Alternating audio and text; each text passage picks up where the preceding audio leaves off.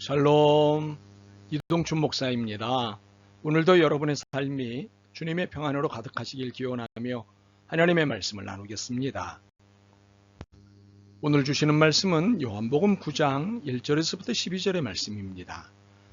이 말씀 중에 1절에서부터 3절을 읽겠습니다. 예수께서 길을 가실 때에 날 때부터 맹인된 사람을 보신지라. 제자들이 물어 이르되 랍비여, 이 사람이 맹인으로 난 것이 누구의 죄로 인함이니이까? 자기니이까 그의 부모니이까? 예수께서 대답하시되 이 사람이나 그 부모의 죄로 인한 것이 아니라 그에게서 하나님이 하시는 일을 나타내고자 하심이라. 아멘.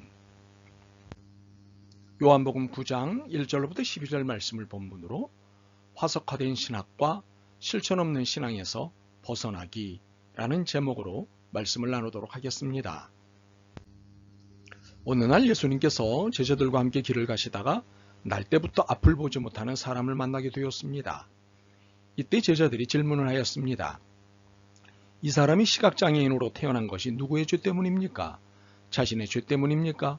부모의 죄 때문입니까? 이 질문은 당시 심각한 질문 중에 하나였습니다. 개인이 앓고 있는 질병이 자신이 죄냐, 부모의 죄냐는 당시 중요한 논쟁거리 중 하나였습니다. 그런데 예수님의 대답은 매우 의외였습니다. 3절입니다. 예수께서 대답하시되 이 사람이나 그 부모의 죄로 인한 것이 아니라 그에게서 하나님이 하시는 일을 나타내고자 하심이라. 이 세 번역으로 다시 한 번 더 읽어보죠. 예수께서 대답하셨다. 이 사람이 죄를 지은 것도 아니요 그의 부모가 죄를 지은 것도 아니다. 하나님께서 하시는 일들을 그에게서 덜어내시려는 것이다. 모두가 죄에 초점을 맞춰 이 사람의 문제를 들여다봤습니다. 이 사람의 죄 때문일까? 그의 부모의 죄 때문일까? 하고 말입니다. 그러나 예수님의 대답은 전혀 다른 답이었습니다. 죄 때문이 아니라 하나님 때문이라고 대답하셨기 때문입니다. 당시 유대교 교리가 내놓은 답은 죄에 초점이 맞춰진 것이었는데 예수님의 대답은 이를 해체시킨 대답이었으니 얼마나 충격적이었겠습니까? 우리가 예수님을 읽을 때 늘 긴장 가운데 주목해야 하는 것이 있습니다. 예수님의 해체 작업입니다. 굳어진 교리, 화석화된 신앙과 신학에 대해 가차없는 해체 작업을 하시는 것입니다. 순수함으로 시작됐는지는 모르지만 사람을 죽이고 하나님의 피조물들에게 폭력을 행사하는 교리, 그리고 신앙과 신학은 모두가 예수님의 해체의 대상이 됩니다. 사람과 피조물을 살리지 않는 것은 모두가 폭력이기 때문입니다. 죽이는 것은 어떤 이유로든 죄이기 때문입니다. 이로써 예수님의 해체는 평화와 정의, 화해와 사랑을 위한 해체입니다. 예수님은 이것을 위해 당신이 이 땅에 보내지신 것이라고 하셨습니다. 그렇기에 예수님은 끊임없이 하나님의 소명과 사명에 집중하셨습니다. 4절과 5절입니다. 때가 아직 낮음에 나를 보내신 이의 일을 우리가 하여야 하리라. 밤이 오리니 그때에는 아무도 일할 수 없느니라. 내가 세상에 있는 동안에는 세상의 빛이로라. 예수님은 세상의 빛으로 세상의 어둠을 밝혀 죽음을 생명으로 바꾸는 일에 집중하신다고 하셨습니다. 이를 제자들의 눈앞에서 당장 보여주셨습니다. 6절과 7절입니다. 이 말씀을 하시고 땅에 침을 뱉어 진흙을 이겨 그의 눈에 바르시고 이르시되 실로암 못에 가서 씻으라 하시니 실로암은 번역하면 보냄을 받았다는 뜻이라. 이에 가서 씻고 밝은 눈으로 왔더라. 예수님은 말씀을 하시면 이를 늘 소명과 사명이 기댄 실천으로 완성하셨습니다. 많은 경우 신앙 고백을 예수님의 말씀으로 시작해서 말씀으로 끝내는 것을 봅니다. 그러나 이것은 신앙이 아닙니다. 신앙은 말씀을 나누는 것이 아니라 말씀을 실천하는 것이기 때문입니다. 실천되지 않는 신앙은 말장난에 불과합니다. 하나님이 원하시는 것은 하나님이 시키신 일을 하는 것입니다. 그렇습니다. 예수님은 말씀만 하지 않으셨습니다. 6절과 7절에서 보시다시피 예수님의 말씀은 실천이셨습니다. 어둠에 갇혀 지내는 그 사람에게 빛을 넣어주셨습니다. 가서 씻고 밝은 눈으로 왔더라. 예수님은 말로만 한몫하는 분이 아니셨습니다. 반드시 행동하셨습니다. 반드시 사명을 실천하셨습니다. 나는 세상의 빛이다. 병이 죄 때문이라면 절대 고칠 수 없다는 것이 당시의 고정관념이었습니다. 신학의 교리도 그러했습니다. 그렇게 이 사람이 앞을 보지 못하는 것은 누구의 죄든 여하튼 죄 때문이었기에 눈을 뜨면 안 되는 것이었습니다. 그런데 이 사람이 눈을 떴습니다. 그리고 사람들 앞에 나타났습니다. 분위기가 어땠을 것 같습니까? 8절에서부터 10절에 확인할 수 있습니다. 이웃 사람들과 전에 그가 거리는 것을 보았던 사람들이 이르되 이는 앉아서 구걸하던 자가 아니냐? 어떤 사람은 그 사람이라 하며 어떤 사람은 아니라 그와 비슷하다 하거늘 자기 말은 내가 그라 하니 그들이 묻되 그러면 내 눈이 어떻게 떠졌느냐? 분위기가 당황한 것이 분명합니다. 결정적인 당혹감은 이 질문입니다. 내 눈이 어떻게 떠졌느냐? 그들이 신봉하는 교리에 의하면 절대 떠져서는 안 되는 눈이었습니다. 죄 때문에 영원히 감겨 있어야 했습니다. 그런데 눈이 떠진 것입니다.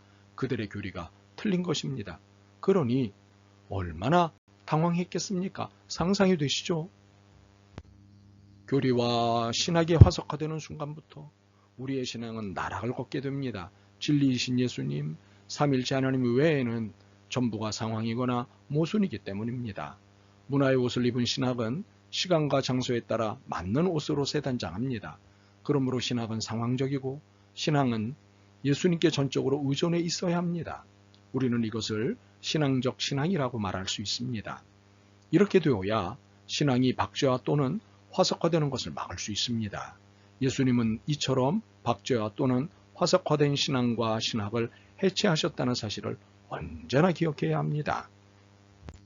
그러면 내 눈이 어떻게 떠졌느냐는 질문에 눈이 떠진 이 사람의 대답은 무엇이었을까요? 11절입니다. 대답하되 예수라 하는 그 사람이 진흙을 이겨 내 눈에 바르고 나더러 실로암에 가서 씻으라 하기에 가서 씻었더니 보게 되었노라.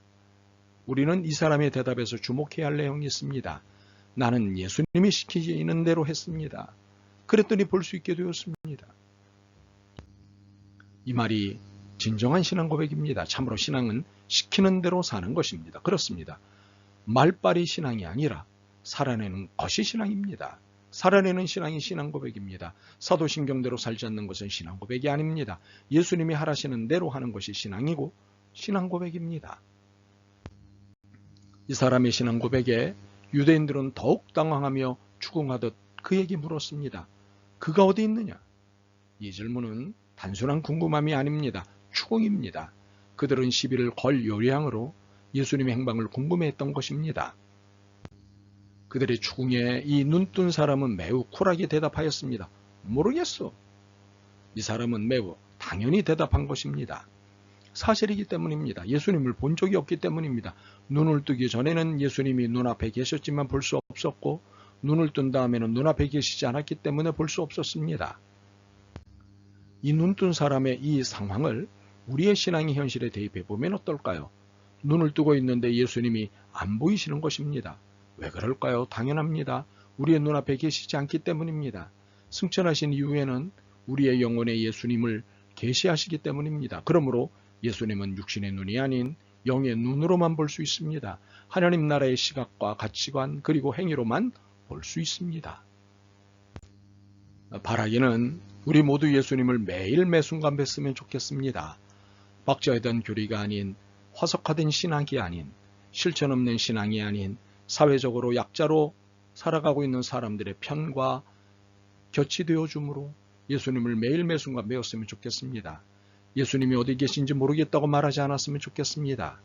영혼의 눈으로 세상을 보고 하나님 나라의 가치와 시각으로 사람들을 보고 신앙적 삶을 치열하게 살아냈으면 좋겠습니다. 아멘. 주님, 오직 주님으로만 만족하게 하옵소서. 분명한 신앙인으로 살게 하옵소서. 늘 생생한 신앙의 자리를 살아내게 하옵소서. 무엇이 중요한지 알게 하시고 무엇보다도 하나님 나라 가치관을 놓치지 않게 하옵소서. 예수 그리스도의 이름으로 기도드립니다. 아멘. 오늘도 여러분의 믿음과 삶을 응원합니다. 사랑합니다.